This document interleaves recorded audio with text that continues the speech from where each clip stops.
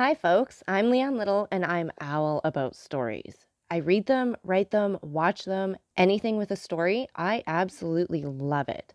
I especially love sharing them with other people, and what better way is there to start than with the classics? They're classics for a reason, right? They're amazing stories and absolutely timeless. Don't forget to hit up all those fancy buttons. Like, subscribe, follow, share, whatever you need to do. But most importantly, don't be afraid to reach out. I'd love to connect with you, so feel free to leave comments as you'd like, or you can even follow me over on my Buy Me a Coffee page, leannelittle.com, to message directly. So let's continue on with The Count of Monte Cristo by Alexandre Dumas. Chapter 19. The Third Attack. Now that this treasure, which had so long been the object of the abbé's meditations, could ensure the future happiness of him who Faria really loved as a son, it doubled its value in his eyes. And every day he expatiated on the amount, explaining to Dantès all the good which, with 13 or 14 millions of francs, a man could do in these days to his friends. And then Dantès' countenance became gloomy, for the oath of vengeance he had taken recurred to his memory, and he reflected how much ill, in these times, a man with 13 or 14 million could do to his enemies. The abbé did not know the island of Monte Cristo, but Dantès knew it, and had often passed it, situated 25 miles from Pianosa, between Corsica and the island of Elba, and had once touched there. This island was, always had been, and still is, completely deserted. It is a rock of almost conical form, which looks as though it had been thrust up by volcanic force from the depth to the surface of the ocean. Dantès drew a plan of the island for Faria, and Faria gave Dantès advice as to the means he should employ to recover the treasure. But Dantès was far from being as enthusiastic and confident as the old man. It was past a question now that Faria was not a lunatic, and the way in which he had achieved the discovery, which had given rise to the suspicion of his madness, increased Edmond's admiration of him. But at the same time, Dantès could not believe that the deposit, supposing it had ever existed, still existed, and though he considered the treasure as by no means chimerical, he yet believed it was no longer there. However, as if fate resolved on depriving the prisoners of their last chance, and making them understand that they were condemned to perpetual imprisonment, a new misfortune befell them. The gallery on the seaside, which had long been in ruins, was rebuilt. They had repaired it completely, and stopped up with vast masses of stone the hole Dantès had partially filled in. But for this precaution, which it will be remembered, the abbé had made to Edmond, the misfortune would have been still greater, for their attempt to escape would have been detected, and they would undoubtedly been separated. Thus, a new, a stronger, and more inexorable barrier was interposed to cut off the realization of their hopes. "You see," said the young man with an air of sorrowful resignation to Faria, "the God deems it right to take from me any claim to merit for what you call my devotion to you. And I have promised to remain forever with you, and now I could not break my promise if I would. The treasure will be no more mine than yours, and neither of us will quit this prison. But my real treasure is not that, my dear friend, which awaits me beneath the somber rocks of Monte Cristo. It is your presence, our living together, 5 or 6 hours a day in spite of our jailers. It is the rays of intelligence you have elicited from my brain, the languages you have implanted in my memory, and which have taken root there with all their philological ramifications. These different sciences that you have made so easy to me by the depth of the knowledge you possess of them, and the clearness of the principles to which you have reduced them, this is my treasure, my beloved friend, and with this you have made me rich and happy. Believe me, and take comfort. This is better for me than tons of gold and cases of diamonds, even were they not as problematic as the clouds we see in the morning floating over the sea, which we take for terra firma, and which evaporate and vanish as we draw near to them. To have you as long as possible near me, to hear your eloquent speech, which embellishes my mind, strengthens my soul, and makes my whole frame capable of great and terrible things if I should ever be free, so fills my whole existence, that the despair to which I was just on the point of yielding when I knew you, has no longer any hold over me. And this is my fortune, not chimerical, but actual. I owe you my real good, my present happiness, and all the sovereigns of the earth, even Caesar Borgia himself, could not deprive me of this. Thus, if not actually happy, yet the days these two unfortunates passed together went quickly. Faria, who for so long a time had kept silence as to the treasure, now perpetually talked of it, and as he prophesied would be the case, he remained paralyzed in the right arm and the left leg, and had given up all hope of ever enjoying it himself. But he was continually thinking over some means of escape for his young companion, and anticipating the pleasure he would enjoy. For fear the letter might some day be lost or stolen, he compelled Dantes to learn it by heart, and Dantes knew it from the first to the last word. Then he destroyed the second portion, assured that if the first were seized, no one would be able to discover its real meaning. Whole hours sometimes passed while Faria was giving instructions to Dantes, instructions which were to serve him when he was at liberty. Then, once free, from the day and hour and moment when he was so, he could have but only one thought, which was to gain Monte Cristo by some means and remain there alone under some pretext which would arouse no suspicions, and once there, endeavor to find the wonderful canyons and search in the appointed spot, be it remembered, being the farthest angle in the second opening. In the meanwhile, the hours passed, if not rapidly, at least tolerably. Faria, as we have said, without having recovered the use of his hand and foot, had regained all the clearness of his understanding, and had gradually, besides the moral instructions we have detailed, taught his youthful companion the patient and sublime duty of a prisoner who learns to make something from nothing. They were thus perpetually employed. Faria, that he might not see himself grow old; Dantes, for fear of recalling the almost extinct past which now only floated in his memory like a distant light wandering in the night. So life went on for them as it does for those who are not victims of misfortune, and whose activities glide along mechanically and tranquilly beneath the eye of Providence. But beneath the superficial calm there were in the heart of the young man, and perhaps that of the old man, may repressed desires many stifled sighs, which found vent when Faria was left alone and when Edmond returned to his cell. One night Edmond awoke suddenly, believing he heard someone calling him. He opened his eyes upon utter darkness. His name, or rather a plaintive voice which essayed to pronounce his name, reached him. He sat up in bed, and a cold sweat broke out upon his brow. Undoubtedly, the call came from Faria's dungeon. "Alas," murmured Edmond. "Can it be?" He moved his bed, drew up the stone, rushed into the passage, and reached the opposite extremity. The secret entrance was open. By the light of the wretched and wavering lamp of which we have spoken, Dantes saw the old man, pale, but yet erect, clinging to the bedstead. His features were writhing with those horrible symptoms which he already knew, and which had so seriously alarmed him when he saw them for the first time. "Alas, my dear friend," said Faria in a resigned tone. "You understand, do you not? And I need not attempt to explain to you?" Edmond uttered a cry of agony, and quite out of his senses, rushed towards the door, exclaiming, "Help! Help!" Faria had just sufficient strength to restrain him. "Silence," he said, "or you are lost. We must now only think of you, my dear friend, and so act as to render your captivity supportable or your flight possible. It would require years to do again what I have done here, and the results would be instantly destroyed if our jailers knew we had communicated with each other. Besides, be assured, my dear Edmond, the dungeon I am about to leave will not long remain empty. Some other unfortunate being will soon take my place, and to him you will appear like an angel of salvation. Perhaps he will be young, strong, and enduring like yourself, and will aid you in your escape, while I have been but a hindrance. You will no longer have half a dead body tied to you as a drag to all your movements. At length, Providence has done something for you. He restores to you more than he takes away, and it was time I should die." Edmond could only clasp his hands and exclaim, "Oh, my friend, speak not thus." And then resuming all his presence of mind, which had for a moment staggered under this blow, and his strength which had failed at the words of the old man, he said, "Oh, I have saved you once, and I will save you a second time." And raising the foot of the bed, he drew out the vial, still a third full with the red liquor.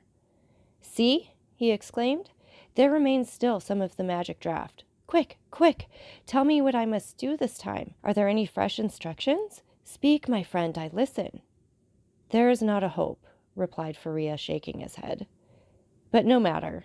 God wills it that a man whom he has created, and in whose heart he has so profoundly rooted the love of life, should do all in his power to preserve that existence which, however painful it may be, is yet always so dear.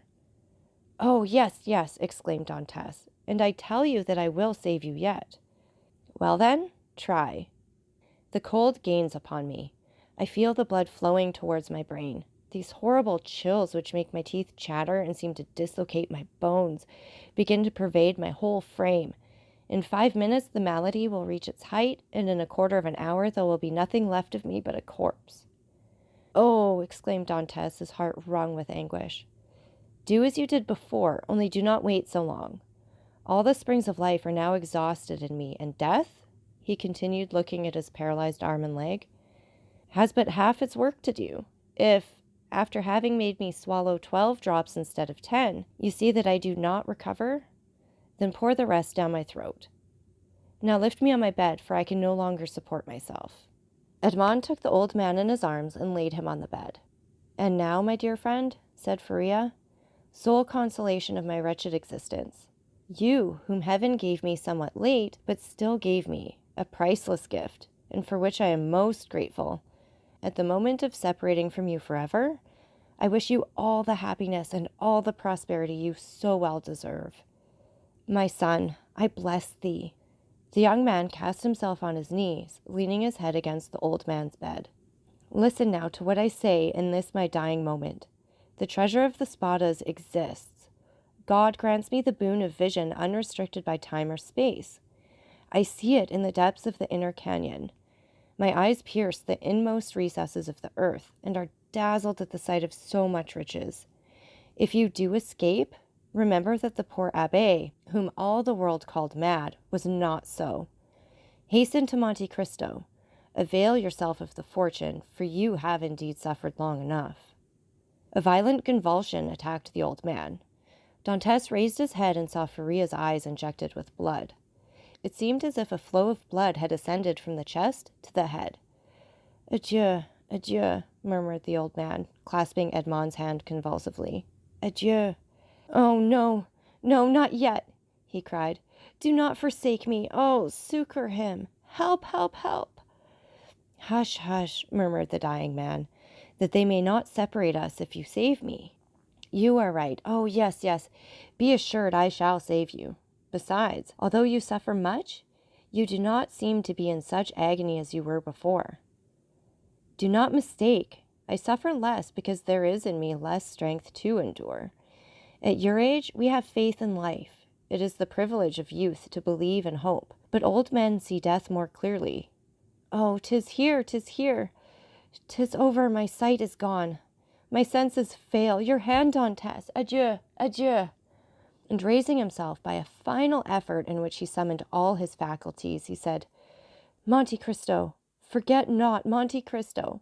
And he fell back on the bed. The crisis was terrible, and a rigid form with twisted limbs, swollen eyelids, and lips flecked with bloody foam lay on the bed of torture in place of the intellectual being who so lately rested there. Dantes took the lamp, placed it on a projecting stone above the bed, whence its tremulous light fell with a strange and fantastic ray on the distorted countenance and motionless, stiffened body. With steady gaze he awaited confidently the moment for administering the restorative. When he believed that the right moment had arrived, he took the knife, pried open the teeth, which offered less resistance than before, counted one after the other 12 drops, and watched. The vial contained perhaps twice as much more. He waited 10 minutes, a quarter of an hour, half an hour. No change took place. Trembling, his hair erect, his brow bathed with perspiration, he counted the seconds by the beating of his heart. Then he thought it was time to make the last trial, and he put the vial to the purple lips of Faria, and without having occasion to force open his jaws, which had remained extended, he poured the whole of the liquid down his throat. The draught produced a galvanic effect. A violent trembling pervaded the old man's limbs. His eyes opened until it was fearful to gaze upon them. He heaved a sigh which resembled a shriek, and then his convulsed body returned gradually to its former immobility, the eyes remaining open. Half an hour and a half elapsed, and during this period of anguish, Edmond leaned over his friend, his hand applied to his heart, and felt the body gradually grow cold and the heart's pulsation become more and more deep and dull, until at length it stopped. The last movement of the heart ceased. The face became livid. The eyes remained open, but the eyeballs were glazed. It was 6 o'clock in the morning. The dawn was just breaking, and its feeble ray came into the dungeon, and paled the ineffectual light of the lamp. Strange shadows passed over the countenance of the dead man, and at times it gave the appearance of life. While the struggle between day and night lasted, Dantès still doubted, but as soon as the daylight gained the preeminence, he saw that he was alone with a corpse. Then an invincible and extreme tremor seized upon him, and he dared not again press the hand that hung out of the bed. He dared no longer to gaze on those fixed and vacant eyes, which he tried so many times to close, but in vain. They opened again as soon as shut. He extinguished the lamp, carefully concealed it, then went away, closing as well as he could the entrance to the secret passage by the large stone as he descended. It was time, for the jailer was coming. On this occasion he began his rounds at Dantès' cell, and on leaving him he went on to Faria's dungeon, taking thither breakfast and some linen. Nothing betokened that the man knew anything of what had occurred. He went on his way. Dantès was then seized with an indescribable desire to know what was going on in the dungeon of his unfortunate friend. He therefore returned by the subterraneous gallery, and arrived in time to hear the exclamations of the turnkey, who called out for help. Other turnkeys came, and then was heard the regular tramp of soldiers. Last of all came the governor. Edmond heard the creaking of the bed as they moved the corpse, heard the voice of the governor, who asked them to throw water on the dead man's face.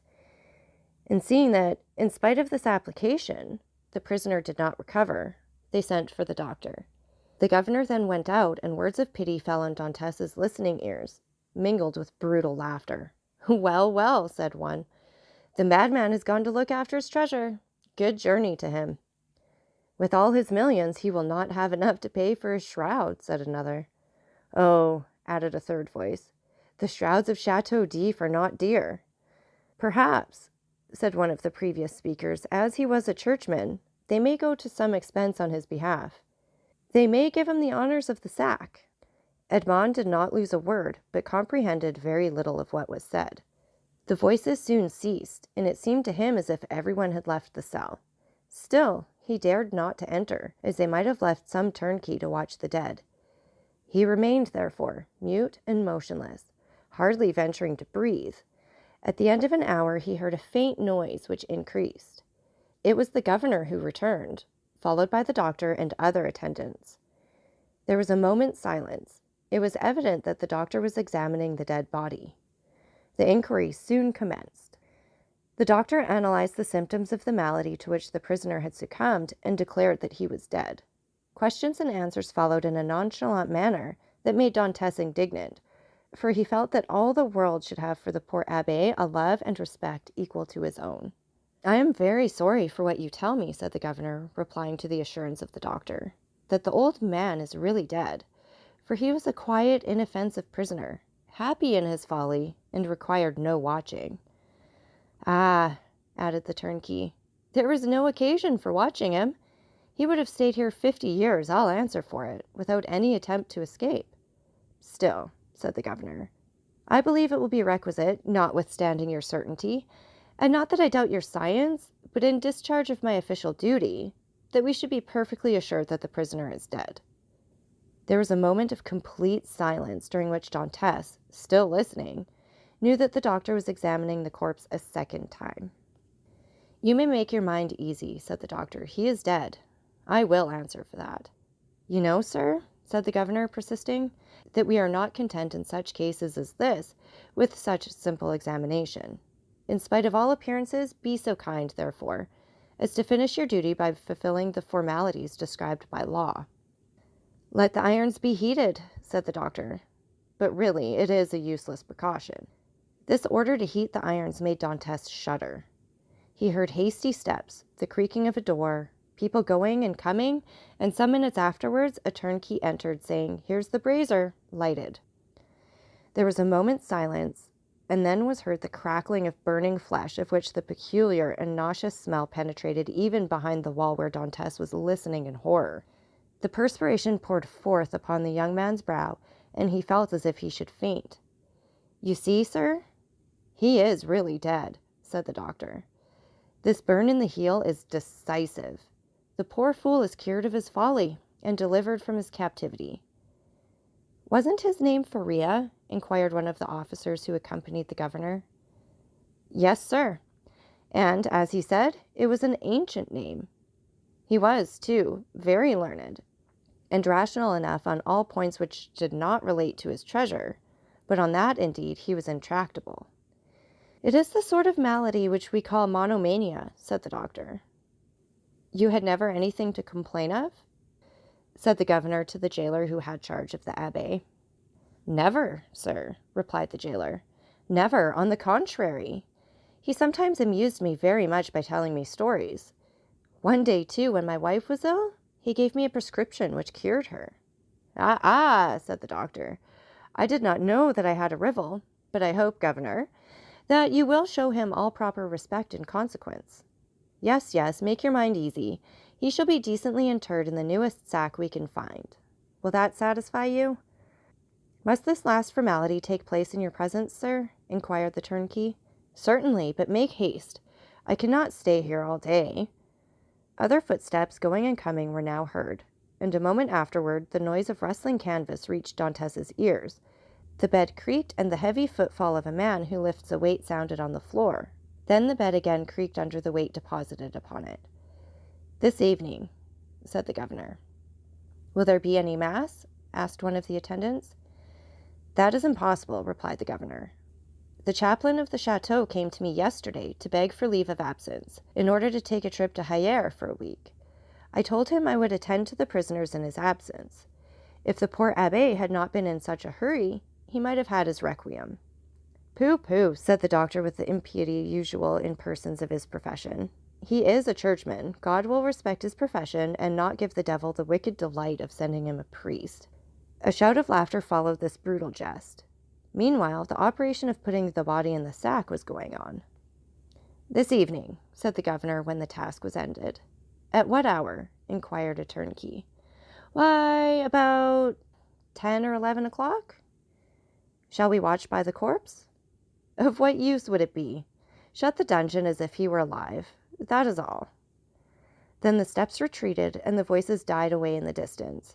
The noise of the door, with its creaking hinges and bolts, ceased, and a silence more somber than that of solitude ensued, the silence of death, which was all-pervasive and struck its icy chill to the very soul of Dantes. Then he raised the flagstone cautiously with his head, looked carefully round the chamber. It was empty, and Dantes emerged from the tunnel. So that's it for this chapter. And again, take a minute to like, subscribe, and share. And don't forget that I love hearing from all of you. So please leave any comments you'd like, or you can follow me over on my Buy Me a Coffee page, leannelittle.com. That's LIANELITTLE.com.